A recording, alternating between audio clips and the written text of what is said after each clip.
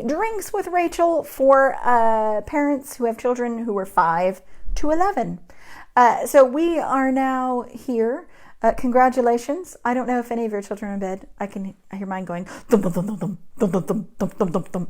But my husband's dealing with it tonight. So welcome. I hope you did it. Did you survive Christmas? That is like the big question. I mean, if you haven't, then it never feels like you recover. I don't know about you, but I'm living in the bland world of like when I take down Christmas decorations and then I think, I'm a very boring person with no decorations and a very like bland house. So I sort of always think I should design a sort of like January spectacular thing so that I can like transition out of Christmas, because I sort of go crazy for Christmas and then I just go into beige walls and it's sad. So that's my post-Christmas reflection. I hope you survived. I hope everyone's back to school and okay. And today we are talking about failure, which I don't really like the term failure, but I think it's a good sort of summary of it. Before I begin, I just want to tell you a few things. One, we have rejigged the parentingforfaith.org website to make it more accessible, and we've added some more stuff. So if you've never swam around the Parenting for Faith website, you might want to now. You just click on the little magnifying glass in the corner. You can type in any topic you want. There's ways of navigating around it with drop-down menus and all sorts of stuff. So if you want to have a look, there's over 250 articles and videos on it that you might just want to play with.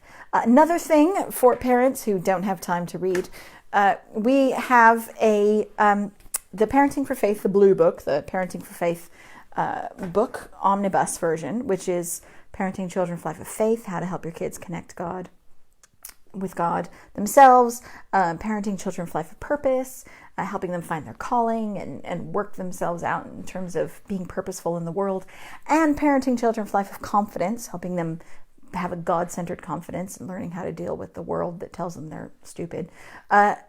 All of that is now an audiobook. It's 10 hours and 45 minutes of me reading to you. I read every word, and it is now available on Audible and other places. So if you're someone who would love to read but just can't have the time or the space, it's now an audiobook, so you can do that.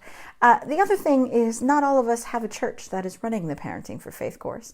And while anybody can just pick it up and run the course for free at their church, some of us just are too tired to. So if you are, we are running a watch party, which is every Thursday night starting on January 30th for 8 weeks at 8 o'clock at night. We're going to play the video on a Facebook page, and you can comment on it and join with people all over the nation and internationally, all doing the course together. So if that's something that you'd like to do, join in. But now, let's skip to the actual reason why we're here, which is failure. And this is one of those agonizing ones that I just feel is one of the things, well, I don't know, I cry a lot as a parent, but it's one of the things that makes me cry the most is that sort of sense that your child is struggling with failure and you can't fix it and you can't do anything about it. And sometimes with this age group, they get stuck in their head and they say things over themselves and they stop themselves from doing things. And it's just heartbreaking to sort of feel like you want to get in there and fix whatever's going wrong in their head about it. And it can be really stressful for us. It can be heartbreaking. And I just wanted to help us think around this. Now, we only have a half hour tonight.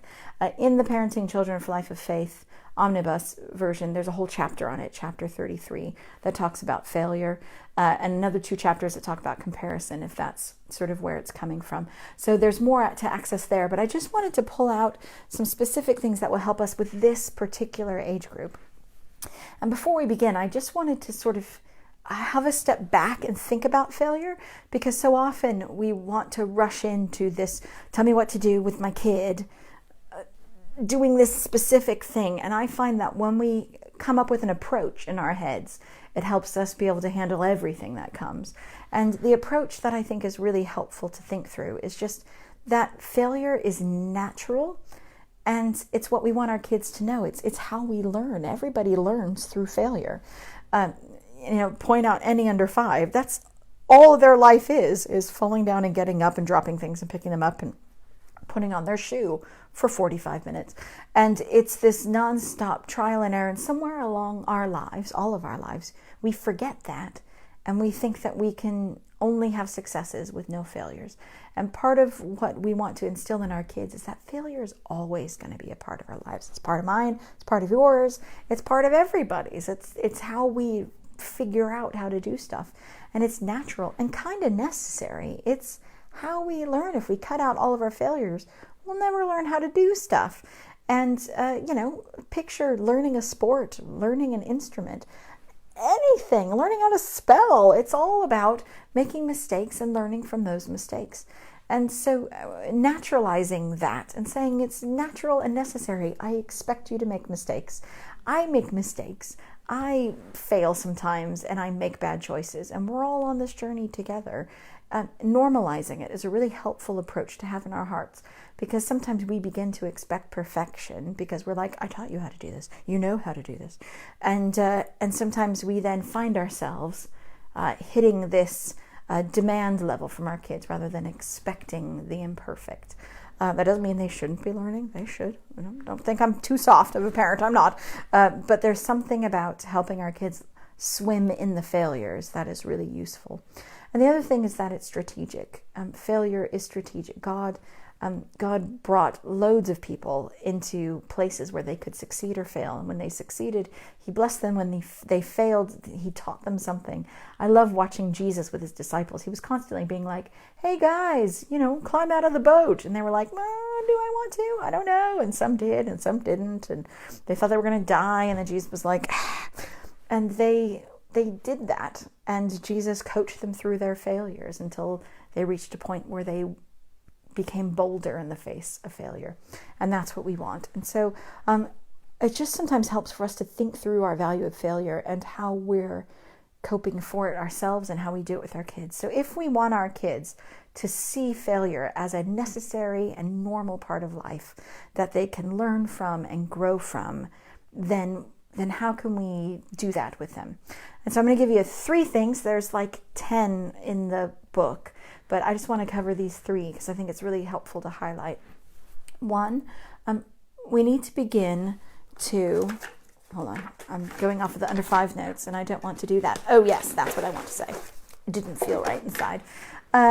We need to build a framework for failure, because our kids need to begin to consciously be able to identify this whole mistakes failure thing. Because what happens is sometimes they don't notice that they're feeling like that. So they just have no language for it. And what we can do is begin to build in a sort of language structure around them.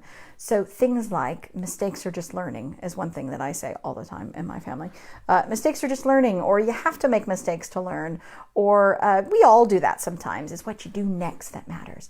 And it's beginning to talk about failure. I tend to not call it failure because failure is so final. I just call it, sometimes I call it mistakes if it's a mistake. Sometimes it's a choice that didn't work out the way you wanted.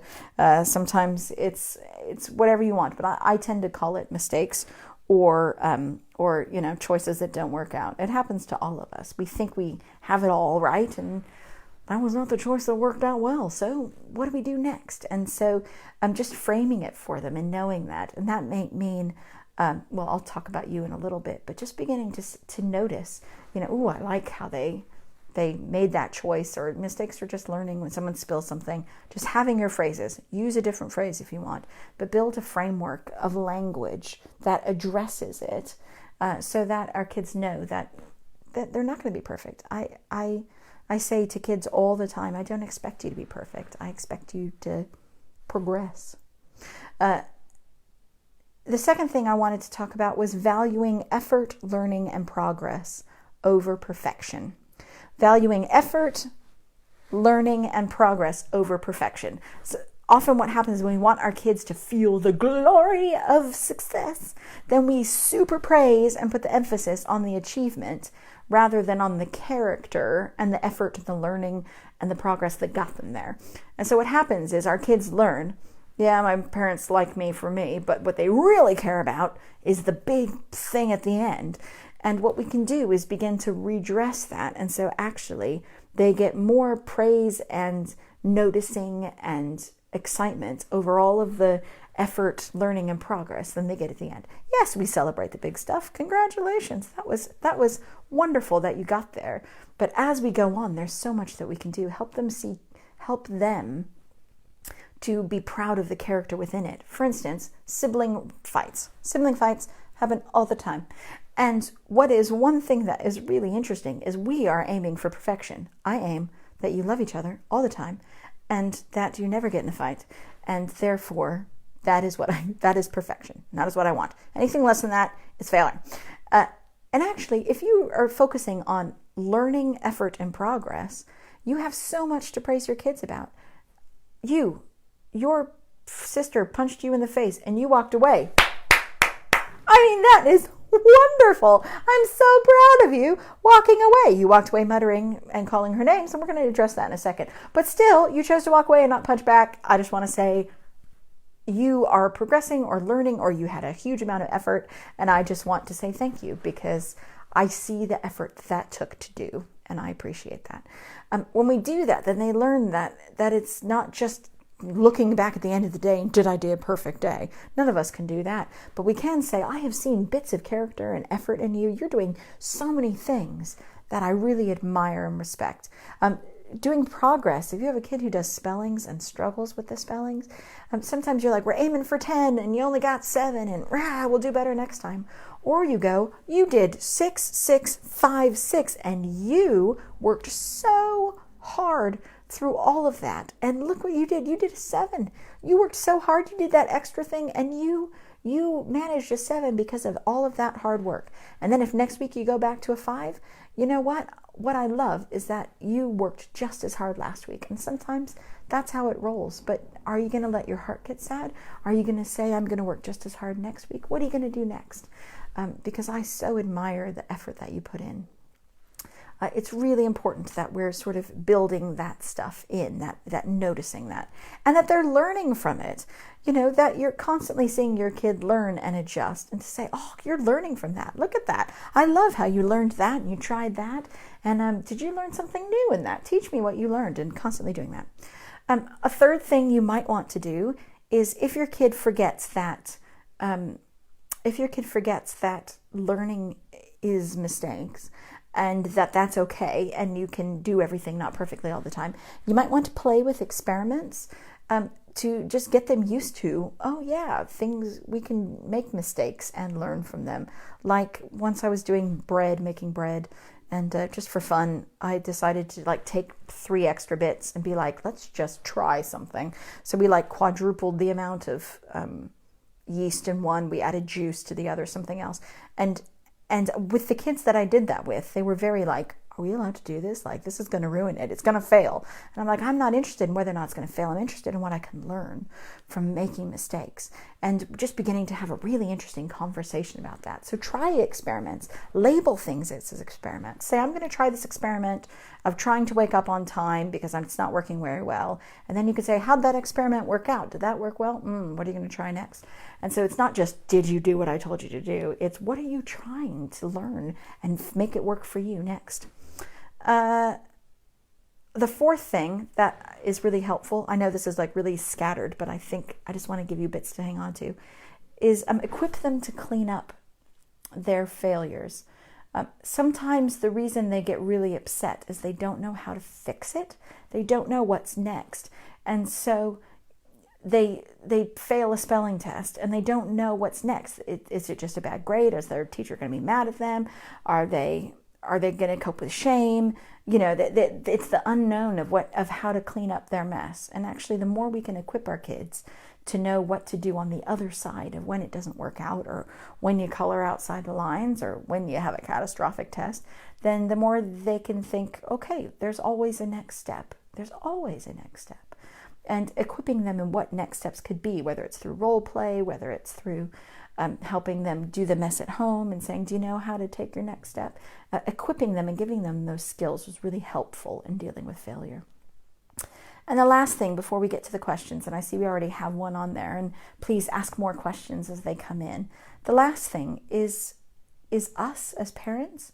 I don't know about you, but I make a lot of mistakes in my everyday life. And those mistakes are great opportunities to teach your kids about how to cope with failure. When I make a mistake, I slept through an alarm. And therefore, my child was waiting for me to take him to school, and I completely slept through it. Whoop! Completely woke up at like 9:30 or something. I've been struggling with my health, and so I had stayed up late. But I just slept through my alarm completely, and came downstairs to my child watching television, and I'm like, "It's what? School? Oh man." I was so upset with myself. But this is like a great opportunity because I totally messed up. And how we cope with those mess ups shows them how they should cope with theirs. Should we beat ourselves up? Should we say things over us? Do we get upset? Do we cry? How do we apologize for all of that stuff? We mess up all the time. And if we do it with a concept of how am I going to name my emotions out loud and say, oh, I'm really upset with myself, but actually, I couldn't have done anything about it. Or could have I? I don't think I could have. It was a mistake that happened. I'm not going to let my heart get upset, but I do need to apologize to people. And just whatever it is, talk it out loud and name your emotions and say what you're going to do next so they can see a window into it. Another thing that you can do is to tell stories of your failures in the past, not so that they can learn from them, but so that they can feel like you are an imperfect person who fails too. So tell stories of things you regret and mistakes that you made. And it's a game that I like playing in the car with people. We're like, okay, say one time you made a mistake in public and you felt really ashamed by it. And then we all just go around and tell stories of a time that we were just super duper embarrassed in public, or that we did something wrong that we knew to be wrong and it just didn't work out well, and that was a sin, and how we fixed it out with God. And just tell the story. Make coping with failure a normal part of everyday life. And you are perfectly positioned for that, to do something beautiful.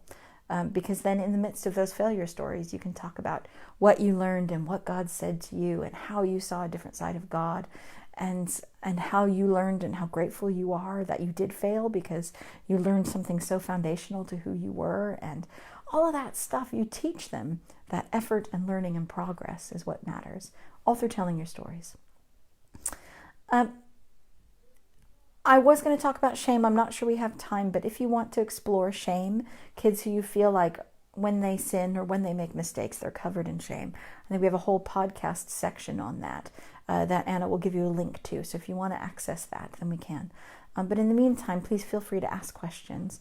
We have one question that has come in that says, resilience is a buzzword at school. Is there any wisdom between secular resilience and Christian perseverance? Ooh, what an intellectual question that is. I think resilience is when we look at what schools try to teach, it's the ability, there's a whole new thing about grit and the sort of ability to pick yourself up and continue.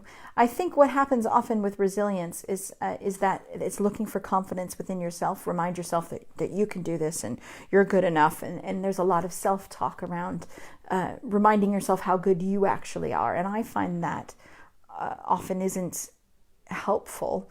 What I find helpful is in that is grabbing onto the God stuff. The sort of, I'm not God.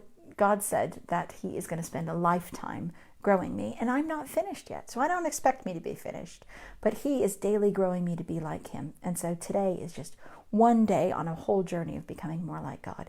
And so I can pick myself up and dust myself off and try again and learn the things and look for what he's teaching me, because today is just one little bit. And sometimes I gotta fall to learn how to pop up faster. And so I tend to bring God into those moments.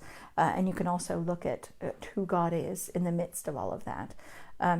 So Christian perseverance, that sort of keeping going for the sake of others rather than for the sake of myself, I think would be the difference. Another question. My daughter gets really frustrated. Tonight, for example, she was drawing a picture and it went wrong. She got really angry and destroyed her creation and then was distraught. I don't remember being this fiery as a child, and I want to do better at helping her cope with her mistakes. She's only 5 and my first child, so is this just an age thing? It's a personality thing and an age thing. Sometimes what happens with 5-year-olds, particularly if they have a big image in their head, is they're frustrated at the discrepancy between what's in their brain and what can come out of their hand. So sometimes that's just a sign of them being more creative. And so there are lots of questions you can ask on the back of that, because she could destroy it because she's ashamed and she's angry at herself. Because she thinks that she should be better at that, which is a whole conversation. She could be upset and angry because it went wrong and she doesn't like change, or she doesn't like things going wrong, and so therefore she's just frustrated with that. And there's lots of emotions to cope with when things go wrong, because things do go wrong and it's out of your control, and I know it's frustrating. And sometimes it can be because she really wants things to be perfect, and we may need to begin to work on helping her know what's perfect. So I would start, if it was just me, start with just conversations. Pull out the thing, if she destroyed it, or pull it out and have a look and be like, interesting, you told me it went really wrong and I don't see it. Teach me how it went wrong. So you can just get her to talk about it and then ask about those emotions. What were you feeling when you said it went wrong?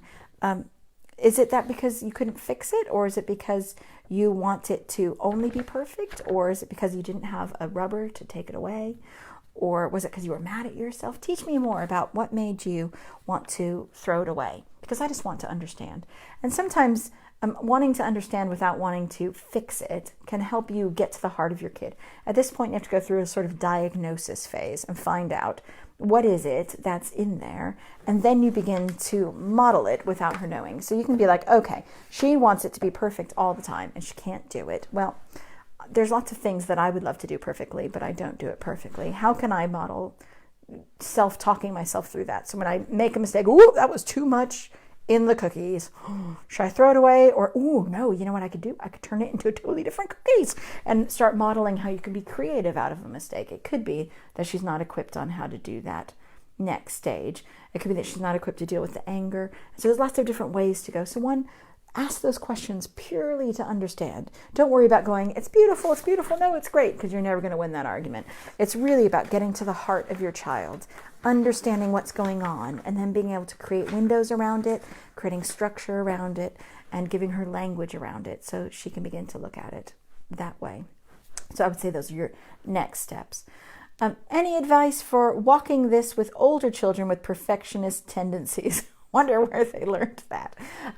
If you happen to be a perfectionist and are like, man, I'm on that journey, I would suggest you begin to be really open about that journey. To begin to say, I'm a perfectionist, and actually that's something that I think hurts my heart and my brain and gets in my way. And I'm on a journey of learning how to do that better. And I need your help. So what I'm going to do is, when I think that I'm getting perfectionist, when I'm focusing on wanting to make it perfect, and it's robbing my joy, or it's meaning that I am throwing away something that's perfectly good, I may need some help from the outside for someone to say, it's good enough. And so I'm going to start this phrase, it's good enough, because I really want to learn to find joy and satisfaction in that, rather than letting my profession rob it. And so you might just want to go on that journey, so then your kid can look at you and be like, that's interesting, it's good enough. And watching you smile through it and keep things through it and enjoy things through it. And so whatever your perfectionist tendencies are, when you see it in your kid, what you can do is, even if you're not as much a perfectionist as your kid, you can think, I can model this. So rather than being like, hey, you're not being perfect at being a non-perfectionist, just go on your journey of it. And that then adds your framework for making mistakes. Making mistakes are just learning, or it's good enough and I like it. Even God said of his creation, it was good.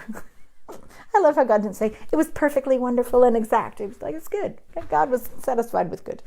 And God's good, it will be better than my good, and I'm okay. This is the best I have, and I'm happy with it. Whatever you want to have your kids self-talk, start self-talking yourself, and it's okay to go on that journey with her, and appreciating the effort and the stuff in the middle of it, appreciating the effort and the learning and the colors she chose and stuff. And so what she admires about her work might not be what you admire about her work, but that means there's so much more to admire than just the final product.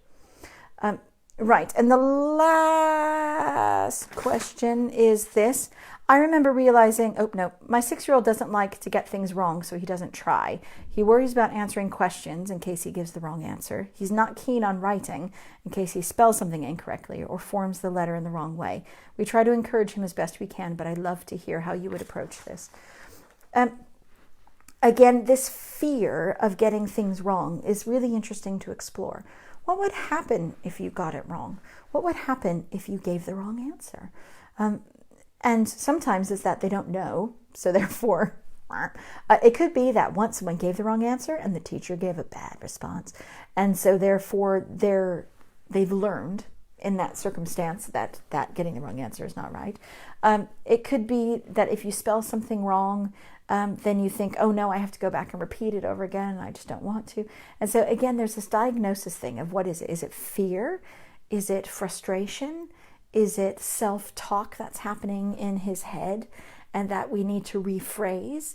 Is it him saying that you spell things wrong and it's okay and the world doesn't collapse, and that you give wrong answers sometimes? Sometimes for kids who aren't surrounded by people who get things wrong, getting things wrong becomes the aberration, the thing that just doesn't happen, particularly often in smaller families. So if you have an only child or a small family where your kid's the oldest, as parents, you rarely are getting answers wrong or spelling things wrong. And so they are the one person in their family who doesn't do that.